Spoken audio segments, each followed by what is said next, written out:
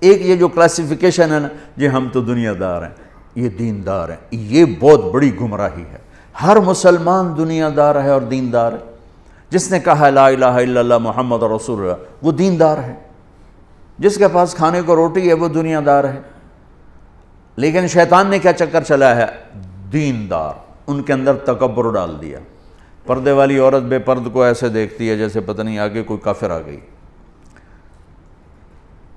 تو پگڑی والا داڑھی والا بغیر داڑھی والے کو ایسے دیکھتا ہے جیسے یہ مسلمان ہی کوئی نہیں ہے۔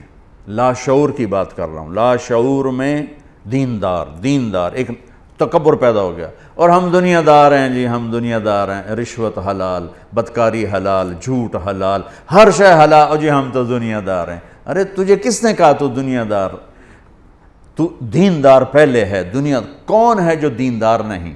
جس نے لا الہ الا اللہ محمد رسول اللہ پڑھا ہے۔ اور کون ہے جو دنیا دار نہیں؟ جو ایک وقت کی روٹی کھاتا ہے، ایک چھت کے نیچے رہتا ہے، دنیا دار تو ہے۔ لیکن شیطان نے ایسا چکر ڈالا ہم تو دنیا دار ہیں، چل شراب بھی حلال، بدکاری بھی حلال، ہر شے حلال ہوگی، اور ہم تو دیندار ہیں، تکبر پیدا ہوگی۔ اور میرے نبی نے تکبر کی جڑوں کو کاٹا۔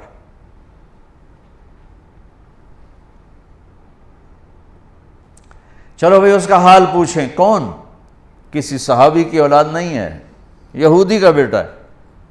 7 میل بنو قریظہ، 4 میل ہے قبا، اور پھر 3 میل آگے رہتے تھے بنو قریظہ۔ بنو قریظہ کے کعب بن اشرف کا گھر ابھی بھی وہاں باقیات کھڑی۔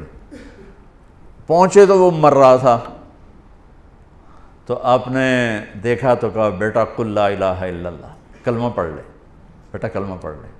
تو اس نے ایسے ابا کو دیکھا، اپنے باپ کو دیکھا، کم بخت کو پتہ ہے کہ سچے ہیں، انہوں نے کہا اطیع ابا القاسم، کمان لے اس کی۔ تو انہوں نے کہا لا الہ الا اللہ محمد رسول اللہ، اس کی جان نکل گئی، وہیں جان نکل گئی۔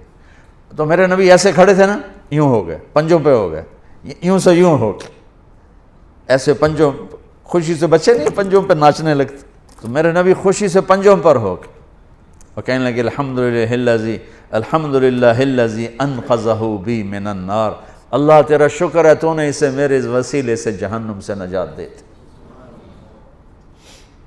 میرے نبی ایک خوبصورت لائف لے کر آئے ہیں، تبلیغ اس کو سیکھنے کی محنت ہو رہی ہے کہ مجھے زندگی کا حسن 7 بر اعظم پھر لو، آفا کہا گردیدہم، مہر بتا ورزیدہم، بسیار خوباں دیدہم، لیکن تو چیزیں دیگری، ساری دنیا گھومو، اللہ کی قسم اس سوال کا جواب کہیں سے نہیں ملے گا۔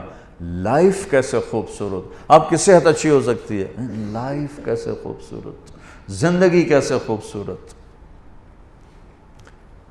وہ صرف در مصطفیٰ سے یہ دولت ملے گی اور کہیں سے نہیں ملے گی۔ اور میرے نبی نے ایسے جو نکتہ وروں سے کھل نہ سکا اور فلسفیوں سے حل نہ ہوا، وہ رازق کملی والے نے بتلا دیا چند اشاروں میں، زندگی گزارنے کا طریقہ بتا کر گئے، گھر میں کیسے ہونا ہے، دفتر میں کیسے ہونا ہے، باہر کیسے ہونا ہے، جنگ میں کیسے ہونا ہے، امن میں کس طرح ہے، فقر میں کیسے ہے، غنا میں کیسے ہے، امارت میں کیسے ہے، بادشاہی میں کیسے ہے، زندگی کے ہر روپ کو اجالا دے دیا، ہر روپ کو اجالا دے دیا۔ یہ میرے بھائی بہنوں سیکھنے کی چیز۔ میرے نبی نے 11 گھر آباد کیے، شوق تھا۔ 25 سال کا نوجوان 40 سال کی عورت سے شادی کرے گا، اور جوان بھی ایسا خوبصورت ہو کہ حضرت عائشہ فرماتی ہیں یوسف علیہ السلام کو دیکھ کر عورتوں نے ہاتھ کاٹے تھے، میرے محبوب کو دیکھتی تو دل چیر کے بیٹھ جاتا۔ ام معبد الخزائیہ کہتی ہیں رأیت رجلا ظاہر الوضاء ابلج الوجه حسن الخلق لم تعبه ثجلا ولم تزر به سعلا وسیم قسیم في عینیہ دعج في صوته سحل في اشفاره وطف في لحيته کثافہ في عنقه سطر ازج اقرن اکحل احور ادعج اشکل ان تکلم علاه البہا وان سکت علاه الوقار۔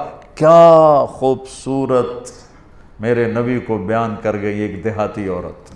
جب آپ ہجرت کے سفر میں مدینہ جا رہے تھے تو راستے میں رکے، وہاں ایک بدو عورت کے خیمے سے کچھ دودھ پیا، اس کا خامن جب آیا تو اس کو وہ کہہ رہی ہے کہ آج ایک قافلہ گزرا ہے 3-4 آدمیوں کا، اس میں ایک نوجوان تھا،